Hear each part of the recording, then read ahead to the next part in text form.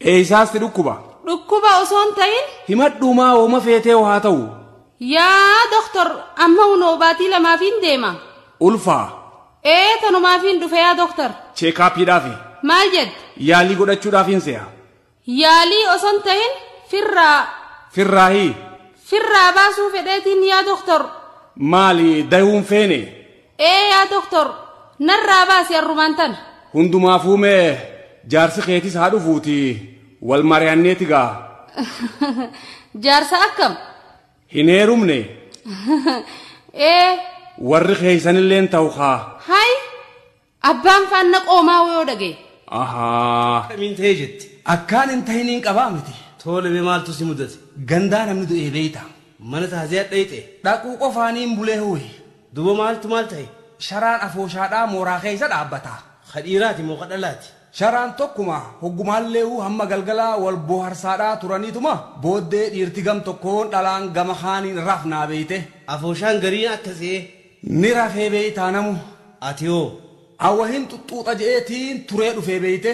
Aadumateeti haaya sun. Anumaa dhufee tarree dhiiraa tana maddii takkaan ciise ifaan maan dhaamin. Sharaan cillimtee ji. Ammaan lafaa ka'ee bara. Eessa deemte? Aloo? Eessa jirta? Tulluu. Maal goota? Taa'u. Dafinaa fide meeshaan si ergadde. Maal? Shukkurtii. Xayyib. Dinnichaa. Xayyib. Timaatim. Injarjaru kameesu tagala ya Rabbi basi hajate namara ya Rabbi basi hajate namara ilahi basi hajate namara ya Rabbi basi hajate ya Rabbi basi hajate namara injarjaru kameesu motu tayara marare simane majat Khamisa ka intal naanjuu kun. Niin balleeyse. Lakkii ni tolchite. Bar maqaa keetiin hin beeyneefin. Haadha dhiiraati maqaa kiyya wallaaltuus. Heerumteetuma moo. Lakkii diqaalaan dhalee. Wayu saamee inuun taane. Haadha harree barsiin baana. Maarree. Maal jette? An haadha dhiiraatiin je. Oofi haa harree karaarraa nurraa. Dhaabi haa makiinaatis nurraa.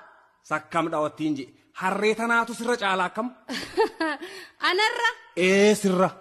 Sansi ka arkee beekaaya. Maal jette haadha harree? Jaarsa harreetiin je'atis.